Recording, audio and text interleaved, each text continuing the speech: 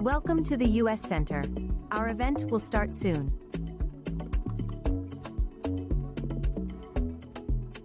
If you are curious about the full U.S. Center schedule, please scan the QR code at the reception desk.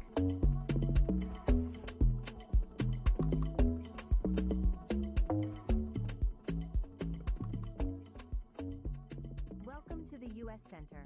Our event will start soon.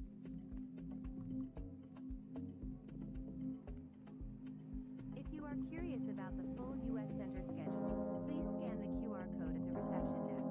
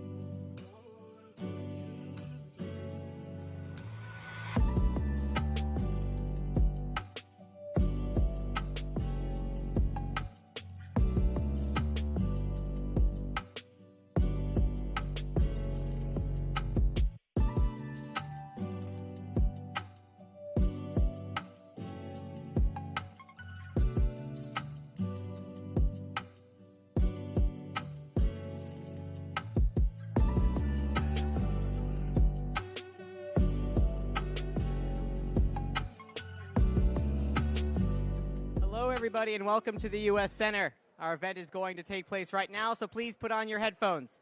If at any point they stop working, just raise your hand, and we'll hopefully fix them for you.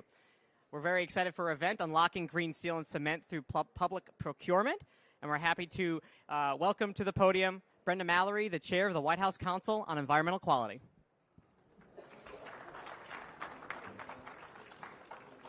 Good morning, everyone. It's always such a pleasure to turn around and see what my audience looks like. Good to see all of you, and thank you so much for joining us this morning. I'm glad to be here at the U.S. Center, and in particular with my colleague Andrew Mayock and all of you. Also delighted to welcome you to our event today, Unlocking Green Steel and Cement Through Public Procurement. When President Biden took office 4 years ago, he pledged to restore America's climate leadership at home and abroad. And over the past 4 years, President Biden and Vice President Harris have delivered on the most ambitious climate, conservation, clean energy, and environmental justice in our nation's history. A key element of this agenda is restoring the U.S. federal government's commitment to leadership by example to catalyze climate action. That is why President Biden set a historic goal for the U.S. federal government to achieve net zero emissions by 2050 during his first year in office. And as part of that goal, President Biden charged us to use the full power of the federal footprint to catalyze change, to work in a really important framework through a government-enabled, private sector-led approach. So 3 years ago, that was a plan for the Biden-Harris administration, and today it is the reality. For example, our Federal Buy Clean initiative is a government-wide effort to use our buying power as the largest purchaser on Earth to spur demand for cleaner construction materials and to catalyze innovation. And when we asked for lower carbon materials, American manufacturers and innovators delivered, churning out more sustainable construction materials that have a lighter carbon footprint and cost about the same as the conventional versions. Today, with funding from President Biden's once-in-a-generation investment in infrastructure, our administration has deployed $4.5 billion to federal agencies and state highway departments to use cleaner construction materials in their infrastructure projects. From the historic Alexander Hamilton U.S. Custom House in New York City to the Henry Jackson Federal Building in Seattle, we are using clean construction materials in more than 150 federal building improvement projects, from everything from window replacements to structural repairs to boosting a building's resilience. And through the life of the projects, these investments are estimated to produce up to 41,000 metric tons of greenhouse gas emissions and support over 6,000 jobs annually. And just last week, we announced $1.2 billion in grants to help state departments of transportation use these materials in their infrastructure modernization projects. The U.S. has made important progress towards advancing the cleaner U.S. manufacturing sector, but we know we can go further and faster when we work together. That includes building partnerships at the global scale. At COP29 in Egypt in 2024, the Biden-Harris administration launched the Net Zero Government Initiative. And through this initiative, national governments commit to achieving net zero operations by 2050 and publishing a roadmap to get there. They also agree to join a community of practice where we can work together to achieve shared goals. Today, the Net Zero Government Initiative has grown to 34 members, and we are excited to celebrate our 2024 signatories, which include Croatia, Denmark, the Dominican Republic, Estonia, Luxembourg, Monaco, the Philippines, and the European Commission on behalf of the European Union. The significance of this progress should not be overlooked. National governments, with our trillions of dollars in combined purchasing power, can transform markets. Through our procurement demand, we can grow clean construction material industries in our respective countries, creating good jobs and growing our economies. Leading by example, we can meet this moment and raise the ambition of our fellow global and subnational partners. And that is what brought us all here to COP29. Today's conversation will highlight a new, exciting partnership between the Net Zero Government Initiative, the First Movers Coalition, and the Industrial Deep Decarbonization Initiative. And before we begin, I would also like to thank my partners in the Biden-Harris administration for their leadership. First, to my colleague Andrew Mayock, who serves as our federal government's Chief Sustainability Officer. And without further ado, I'd like to turn it over to my colleague and friend, Deputy Secretary of Energy, Dave Turk.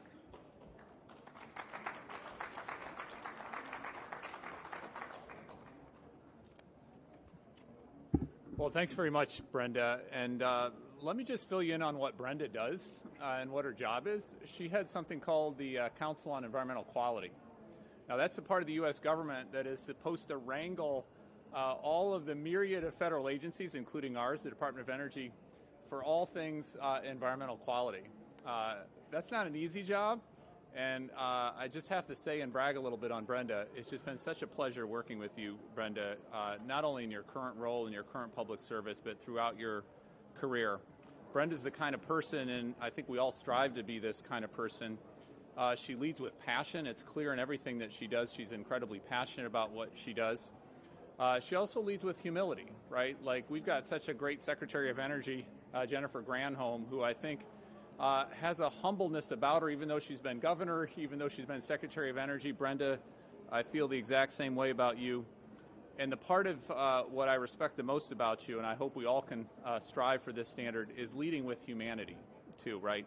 I always thinking about, it's not an abstract issue we're talking about, environmental quality. It's how does that impact real people in our country, but also internationally. So thank you, Brenda, for your leadership and all of your CEQ colleagues. All right, so this is an event focused on unlocking green steel and cement through public procurement. Now, the first thing you want to do if you're tackling any issue, and this is a challenging issue, no doubt about it, in terms of decarbonizing cement, decarbonizing steel, is you need to have a strategy, right? You need to have rigorous analysis, you need to have a plan. And we've been working on that in the United States and working with our partners that we'll hear from in a few minutes in the panel as well. For us, it's a strategy that's not just a top-down government strategy. That doesn't work in our country. I would say that doesn't work anywhere. You have to have a strategy that is a all of society strategy, a strategy that's public, a strategy that's private, and really emphasizing the private sector piece of it. That's where things get done at scale. That's how we're going to solve climate change, and that's certainly how we're going to decarbonize cement and steel, and learning from each other and having a common strategy, a common plan going forward. We've been engaged in a series of reports. We call them our Pathways to Commercial Liftoff. These aren't government reports, although we have been the ones coordinating them. This is very intensive discussions with a variety of folks in industry doing these kinds of things at scale. I encourage you all to take a look at those reports. It's phenomenal analysis. It's rigorous analysis as well, right? One thing we need to do is have rigorous analysis so that we actually look in depth. A couple nuggets come from that I just wanted to share that hopefully sets the scene for the discussion that we'll have here in a minute in the panel. So our analysis on the cement industry found that we could cut 20 to 40% of production emissions in cement with technologies deployable within this decade. 20 to 40%. That is a big deal with existing technologies in this decade, just to give you a sense of the scale and the opportunity in the near term, right? Sometimes people focus on these as hard to decarbonize sectors. I hate that term because, A, we got to roll up the sleeves and get to work on all parts of our sectors, all parts of our economy, but this shows that there's real progress to be had in the near term with this rigorous analysis. Our analysis of the steel industry found that improving of energy efficiency, electrification, and switching to low and no carbon feedstocks can get us over 40% of the way to our decarbonization goals. Again, doable things, common sense things that are happening in our country that we're accelerating through the historic investments, and I'll get to that in a minute, from the Biden-Harris administration. But beyond just slashing emissions, these pathway reports are so critical to look at how this unlocks billions in savings, right? Sometimes it takes a little bit of that upfront investment in order to unlock those billions of savings to put your industries on more competitive footing for the long haul. We've taken these pathways report, we've built on them, and I'm here to announce a specific pathways report for industrial transformation, unlocking American innovation. Again, you can find this. I encourage you to take a look at it. The rigor, the depth, the public-private partnership in these reports. What I really like about this report in particular, it is very detailed. These are specific industries. We need the detail. We need to look under the hood. But they're also very actionable. They're meant to be actionable. These are meant to be reports. These are meant to be analysis pathways that can get us to where we need to get to. All right, so strategy is incredibly important, but it's only the beginning, right? We actually have to have investments to actually achieve those goals, to run the plan to fruition. So let me just talk for a few seconds on the demand side and then the supply side. On the demand side, again, public-private partnerships are absolutely critical. There's an especially important role for the government to play on the demand side to kind of goose the market, to get things moving, to get the momentum going forward. For construction materials, and this is a really eye-popping statistic that I think is worth all of us just taking a step back and internalizing. State and federal procurement, one way or another, in our country drives 50% of the cement construction in our country. 50%. State investment, federal investment, one way or another. Think about all that highway trust fund. Think about those highway funds. Think about all the building funds that a variety of our agencies work. But it's not just enough thinking traditionally in terms of government procurement. One thing that I'm particularly proud of is we've launched a number of creative demand-side procurement efforts, including for clean hydrogen. We got $8 billion to do hydrogen hubs. We use $1 billion of that for a creative hydrogen demand-side creation mechanism to unlock an additional amount of private investment going forward. With this in mind, and with this power and scale of public leverage, government leverage, I'm thrilled to support and announce today's joint call to action. There's something called the Green Public Procurement Pledge. This was launched at last year's COP. The UK, US, Germany, Canada, other countries are joining this effort. I encourage all folks from different countries, whether you're part of the government or you're part of society in those countries, urge your government to join this pledge. This is a big, big deal, right? If we not only have a few countries aligning their public procurement power, but we have a whole wide variety of countries aligning their public procurement power. Again, think of that 50% of construction materials that are in one way responsible from federal and state procurement. That's a big, big, big deal. So thank you for joining this in advance, for joining this Green Public Procurement Pledge. All right, next up on the supply side, right? We can't just focus on the demand side. We've got to focus on the supply side. We need to focus on the full economic leverage points that we've got. We've invested like never before, including and especially in this Biden-Harris administration, on research and development, right? To identify decarbonization solutions, to work in our 17 national laboratories, to try to advance those as quickly as we possibly can. We don't have time to waste. We need to do innovation at a pace that we've never done before. What's particularly unique about the Inflation Reduction Act, the bipartisan infrastructure legislation, these historic pieces of legislation in our country, is the billions and billions of dollars above and beyond innovation focused on demonstration, right? Like sometimes you need to demonstrate these things in the real world. You need real money, billions of dollars to do that.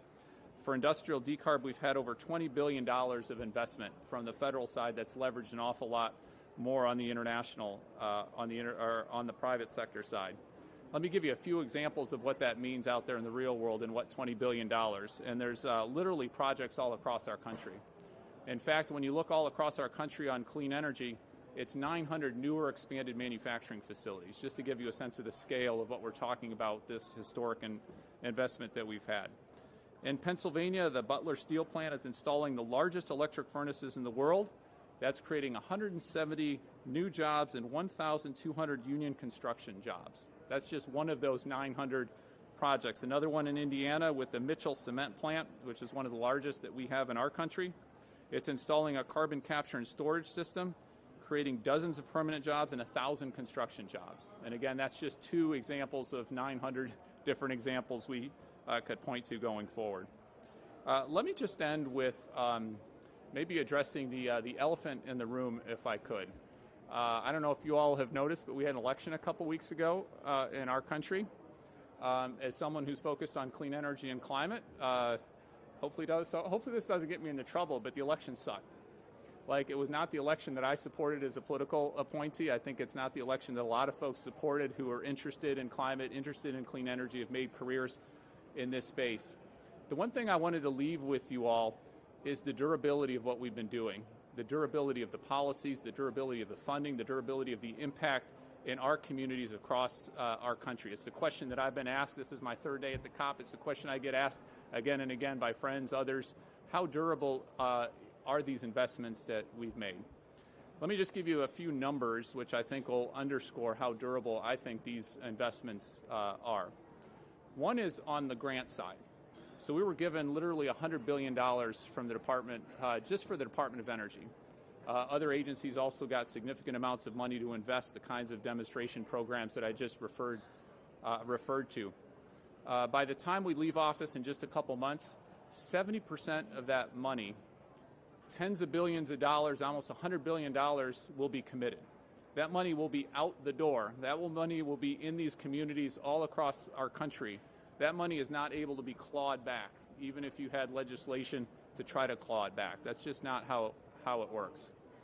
One of the biggest parts of the Inflation Reduction Act were the tax credits, across-the-board tax credits, 10-year tax credits for manufacturing, 10-year tax credits for production, 10-year tax credits for people to put solar on their roofs, for EVs. I think with just a few exceptions, those tax credits are durable. Those tax credits will remain. First of all, the majorities in the Senate, the majorities in the House that the Republicans have are quite narrow. I've gotten to know a lot of those senators. I've gotten to know a lot of those representatives. That is a lot. We have a history in our country more generally. When you give tax credits out, it's very difficult to take those tax credits back, right? Like companies, communities, others are relying on that. They're planning on that. They're making investment decisions on that.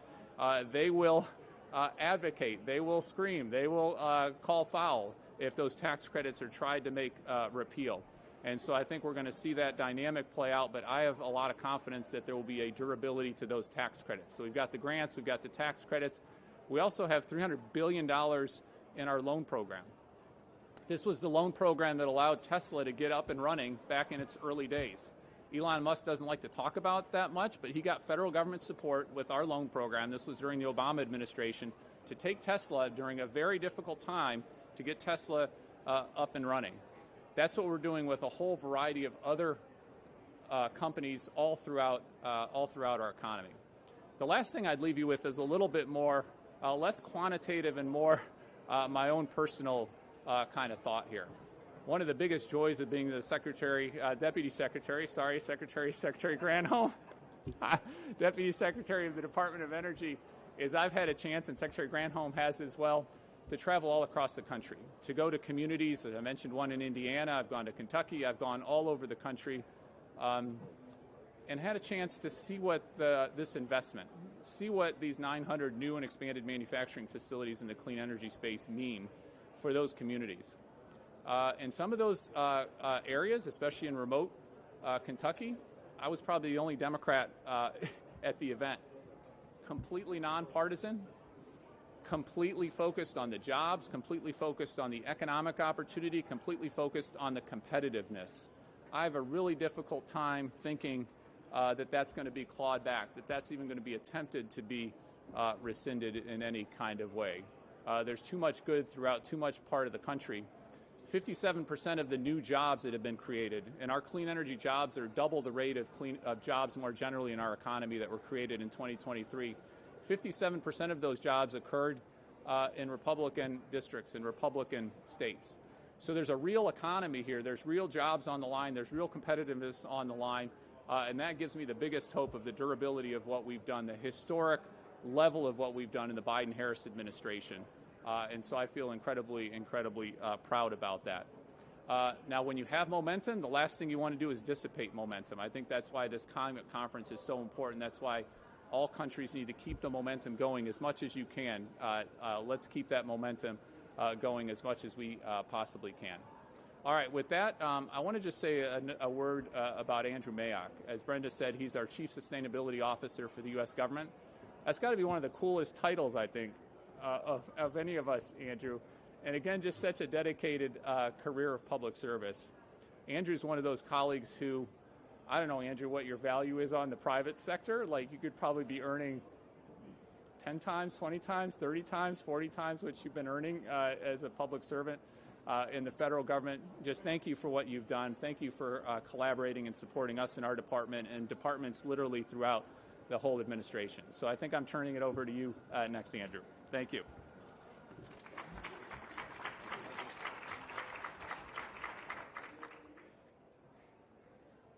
Well, I would like to welcome up all three of our panelists, please. And a thank you to Dave and Brenda for kicking us off and setting the scene here. You know, it's a critical activity at COP's past and COP's present to do what we're doing today, which is announcing this pledge and this expanded pledge. It's also critical, as Dave and Brenda shared, to be acting in manifest ways to go deliver here in the 2020s on the pledges that we've made. So I think a key part of the dialogue we're going to have today and the conversation we're going to have today is a focus on action. As Dave was mentioning, in parts all across the United States, there are people hard at work at new clean energy and transition jobs, and hearing more about that today on the panel is one thing we're looking forward to. So as we kick off the panel, I just wanted to turn to introduce each one of our panelists and hear a top-line word on the subject that we're here today talking about. So I am, first of all, going to turn to Sam Lowe. Thank you again, Sam, for joining us. Sam is the Assistant Secretary of the Australian Department of Climate Change, Energy, Environment, and Water's Renewable Superpower Strategy Branch. That's an awesome name for an office, Sam. And I want to welcome you, Sam, and share a few words to kick us off. Look, thanks, and really, really good to be here. I've had a number of comments about the job title. I didn't pick it, but I'm pretty happy with it. It's pretty good. I think for just some opening remarks, just wanted to give a bit of an update on Australia and some of the work that we're doing domestically. So obviously we joined the Net Zero Government Initiative, international initiative back in 2022, which of course was the first COP of sort of our current and then newly elected government. When they were elected, sort of a number of really, really important things happened in Australia. I think very importantly, they increased the ambition in our NDC, but they also sort of undertook a process of sort of trying to provide that market signal and market confidence about the sort of the broader direction of travel. So they legislated our 2030 targets, legislated our 2050 net zero target, but they also sort of took it on board and sort of to look internal to government and say, well, you know, how do we as a sort of public service, as a government, also contribute to that vision? And that sort of fed into the commitment around sort of our net zero government operations by 2030. So the government's made that commitment, but of course, sort of as part of the opening remarks, there's sort of the top-down vision, but then you've got to sort of work on the bottom-up approach to delivering that, and been a huge amount of work that's been happening domestically on that. So we've got our sort of net zero government. Net zero operations in government, which was launched about a year ago. So 1 year anniversary. Happy birthday to our strategy. And I've got some colleagues here actually from our Department of Finance who have been sort of madly working away at implementing that. There's a few sort of core aspects of that strategy. Firstly, and this is a really big part of our broader strategy as a government, is around procurement of renewable energy as a public service, a really big user of electricity, and sort of centralising that and procuring renewable energy for government operations, looking at a 75% sort of near or low emissions vehicle target for our Commonwealth fleet, which is quite substantial. Looking at the buildings we're using and so the operations of those, so a whole range of different activities to back that in. And we actually released a launch mat we launched a roadmap at COP last year on sort of the progress around that. I think, and thinking about someone who engages in procurement as well as part of my day job, it's also sort of and the line is, it's not net zero at any cost. It also still exists within a framework around value for money, public procurement and how we get that balance right. And I think that kind of speaks to some of the cultural changes around within each department, sort of how each department thinks about procurement and thinks about sort of broader sustainability initiatives. So a lot of work that we've done is focused on that cultural change within teams and within sort of individual decision makers. So yeah, a huge amount of work implementing that. And I think sort of the Deputy Secretary made the point at the start around, just the sheer buying power of government. So I think in the Australian government, that's around $75 billion. So quite substantial. I think there's a few sort of other things in terms of, specifically related to the topic around, steel and sort of and concrete and sort of construction. Very much going through the process now of sort of providing more detailed guidance to departments about how to implement that. In the first instance, we're sort of rolling out some guidelines and policies around construction and procurement of construction projects over $7.5 million. So that very much the first priority, and then sort of looking to other things like textiles and ICT, and sort of rolling that out across departments. But a lot of that work has really gone to capability uplift. How do people think about these things? But a lot of progress there. And I'll probably pause so we can get to the discussion. Okay, thank you, Sam. And thank you to the Australian government, and happy anniversary. As you noted, we just heard there a lot of progress being made across the board. Thanks to Australia's leadership. It reminds me, Sam's comments, of some progress that we've made in the United States when it comes to green procurement, in that when President Biden took office in 2021, we had under 2,000 electric vehicles in the federal fleet of over 600,000. And at this point, we're at 80,000 vehicles and counting, either in our inventory or on the way. So massive progress can be made in short periods of time. And speaking of great partners, I wanted to turn to Vera Rodenoff, who joins us from Germany, Deputy Director General for International Climate Action and International Energy Transition. Is going to share a word about Germany's work. Yes, hello colleagues, and happy to be here, honored to be here in this pavilion, and very much looking forward to continue our work on leading by example, and continue to work for ambitious climate action so we can limit global warming to 1.5 degrees, and that's what we're all here to do, and we'll continue to do that, and we'll continue to work with the U.S. government and with all stakeholders in the United States, and we're quite confident that we can keep this ball rolling, because the transformation is really unstoppable. So what we're doing at home is we have a commitment to be net zero by 2045.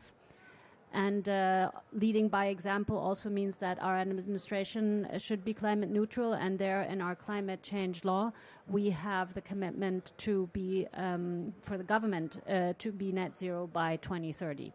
And this is something we do to lead by example, but it's also something to do to send out the signals to the markets. It was mentioned we have great buying power as governments, and that should be used. We want to send clean signals to and create lead markets to bring clean technologies to the markets. Germany has 45,000 vehicles in our government fleet, and to become climate neutral, we need to electrify most of them. Also, when we travel overseas, that needs to be climate neutral. It's actually being climate neutral now using the systems we have, like voluntary carbon markets. We are very happy and dedicated to this coalition, committed to net zero pathways and groundbreaking alliances like the IDDI, the Net Zero Government Initiative, and the First Movers Coalition, and many others that are working on these topics to achieve the milestones. And we're a founding member of the Net Zero Government Initiative, and we presented our roadmap to net zero government at last year's COP already, and we will soon publish an updated roadmap.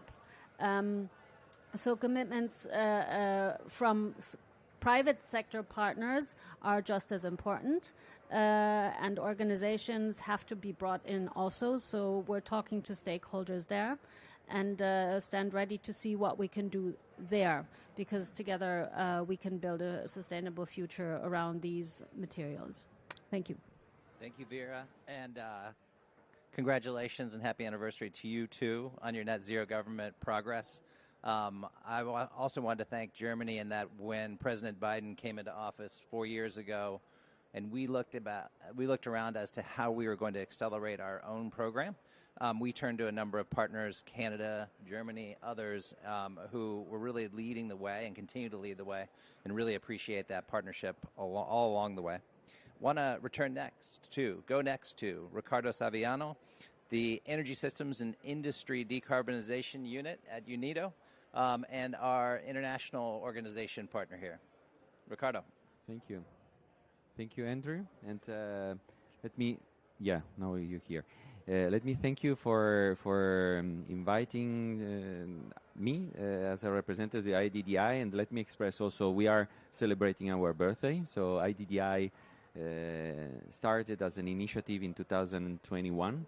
So we are relatively young, but dynamic. Thanks to, in particular, to the leadership of governments like Germany and the US. I'm very proud of saying that, because I mean, under your leadership, we managed to grow in the years. And let me also express appreciation for the Net Zero Government Initiative, who joined IDDI, and together with the World Economic Forum First Movers Coalition, we believe that our pledge, our efforts to promote green public procurement will be strengthened.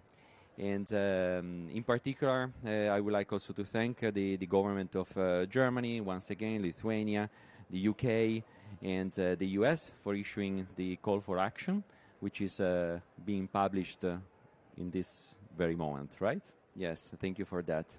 This is what we believe is not a static call, but on the contrary, we will keep on encouraging governments to continue consider endorsing these important statements and to build a much-needed momentum on green public procurement.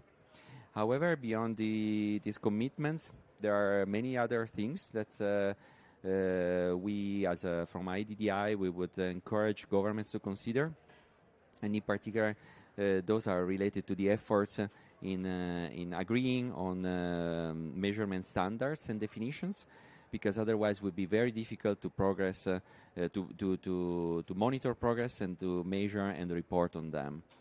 And of course, IDDI cannot do the job by itself, and that cannot be done, this type of coordination cannot be done by one initiative only. So we really appeal governments, parties, and players to work not in isolation, but we encourage everyone to come and to learn from each other and to move and to progress on this quite complex technical matter. And just one additional point, if I may say, is that starting from let's say the role of governments before let's say committing on pledges to procure low or near zero materials, what we encourage is to government to start requesting let's say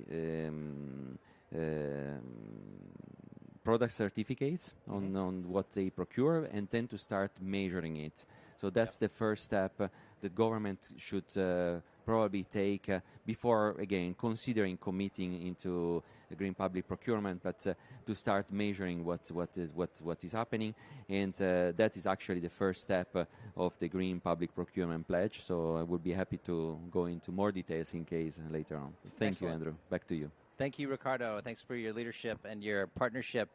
I'm going to turn first to Vera, who also has to leave us a little early as we move into the questioning. And it looks like we might have time for one question, as all COP panels tight on time. So Vera, moving to the action front and from pledge to action, could you say a quick word about where you all are on your journey, please? Yeah. So we've put some tools into place for that, and sorry for that. First of all, we need to tackle the supply side and the demand side, and also look at the national and the international level. So nationally, we've put some specifications for the environmental impact of materials as part of the reporting and evaluation system of our Ministry for Housing and Urban Development and Buildings. And we have a so-called CO2 shadow price for the public sector projects. As many of you might know, we are part of the European emissions trading system, and we have a shadow price already there for developing building standards, and there will be obviously a second part of our European emissions trading system coming up in 2027. But what we have there so far is not quite sufficient yet to generate the demand signals needed. So we're continuing the work with stakeholders, and we are planning a public procurement transformation package where we want to make use of sustainability criteria and public procurement procedures generally more binding. That's the one side. The other side is we also want to have standards and definitions of green products, especially green steel and cement. And we're also working internationally with many initiatives, including IDDI, on this. And the IEA has published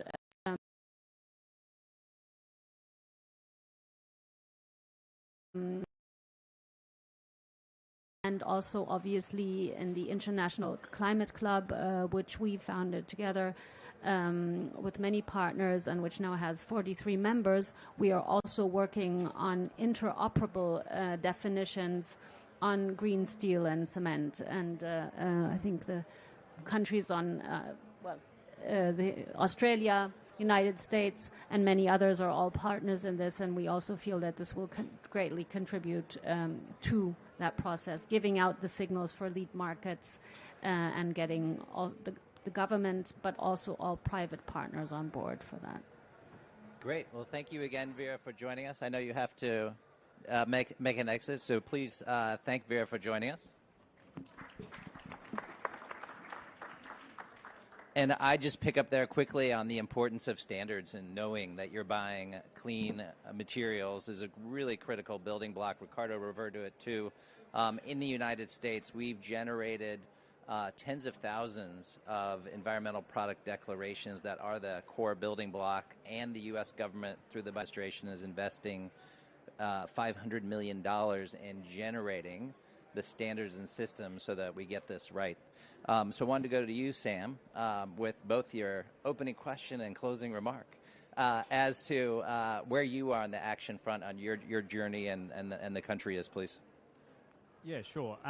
So I'll probably focus in about that sort of demand and supply sort of dynamic. A lot of the work that sort of my team's been doing in Australia and sort of across the whole system has been to think quite deeply about, what do we think Australia's role is in the broader, global net zero transformation. And I think, this sort of green steel supply chain is such a good example of that. I think, we are a manufacturer of steel, but not a major manufacturer of steel by global standards. But what we are is the world's largest producer of iron ore.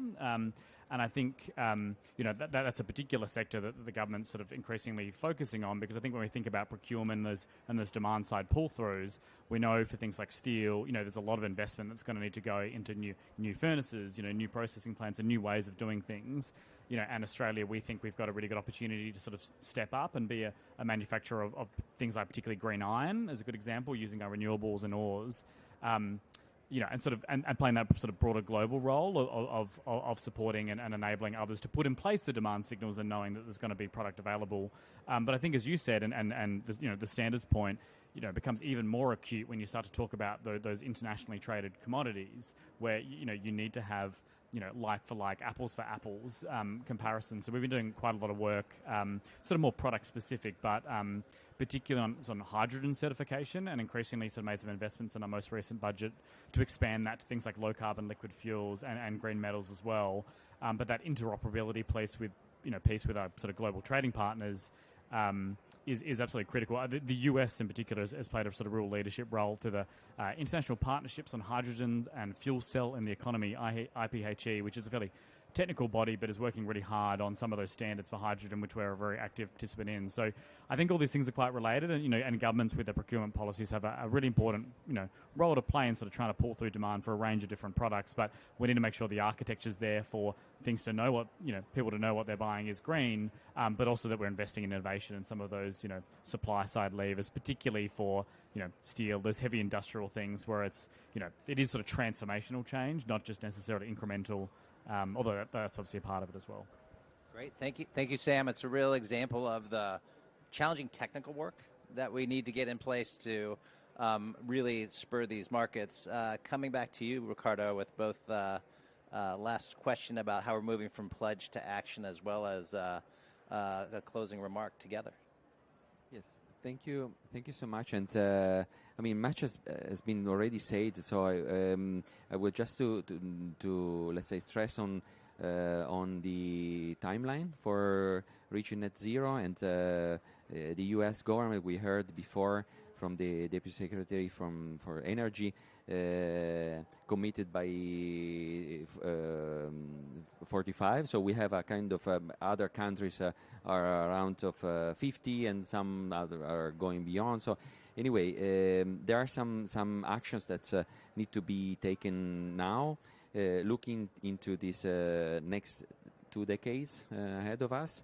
And we have to learn, and what we are now experiences on the necessity of having definitions and standards available, accessible, and that the industries could rely on. It's key, and it will be also even more important in future. So talking about technologies like carbon capture, as it was mentioned before, so we are already starting thinking about, let's say, try to kind of bring the dialogue on principles related to that, and to the governance of that type of future technologies, and the kind of safeguard of them. So what's by talking with the industries, and then it was also mentioned before, clarity and visions are the most important elements to start planning their business. And together, of course, public procurement is a very strong signal, but also in parallel there is efforts on research and development, and governance in general. That's something that may help. As the case of was presented, the business cases of the U.S. demonstrated, those are key, let's say, actions to take. So, thank you, Andrew. Wonderful. Thank you, Ricardo and Sam. Clear examples there of both the true local nature of making cement and steel, and how we're in different places on our own journeys, and also the criticality of international cooperation and how these are internationally traded products as well. So I think we've gotten a real sense of the complexity. We've also got a real sense of the momentum. We look to continue that momentum and really appreciate the participation and the comments today. And with that, I'd like to welcome Sam and Ricardo and Vera, or thank Sam and Ricardo and Vera. And I would like to welcome Chair Mallory back to close us out.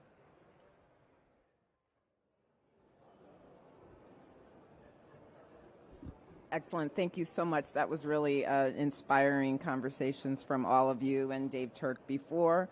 I just want to just put a fine point on a couple of things that we heard, and I think just from the substance, I think one point that Andrew made, which I definitely agree with, you get a sense of what it takes to go from the idea to the implementation, the complexity of that, and the focus that it requires. And these countries and industry groups are already doing that. And so from Australia's kind of clean construction program to buy low-carbon materials, to Germany's efforts to improve employee capacity for sustainability, to IDDI's emphasis on measuring and monitoring and work necessary to bring in the technologies, I think our global partners are carrying forward the mission of the Net Zero Government Initiative. And what we heard gives me some confidence, and I hope you all as well, that we can keep the 1.5 degrees alive if we accelerate action on this major source of global pollution.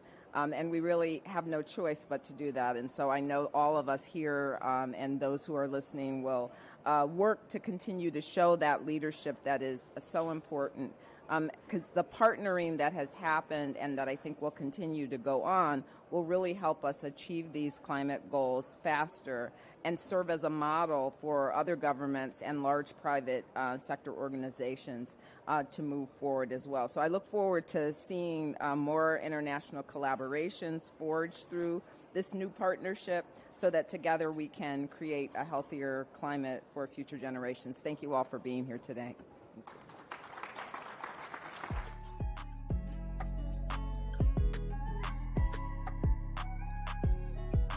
We loved having you join us at the U.S. Center. Please remember to return your headsets as you leave.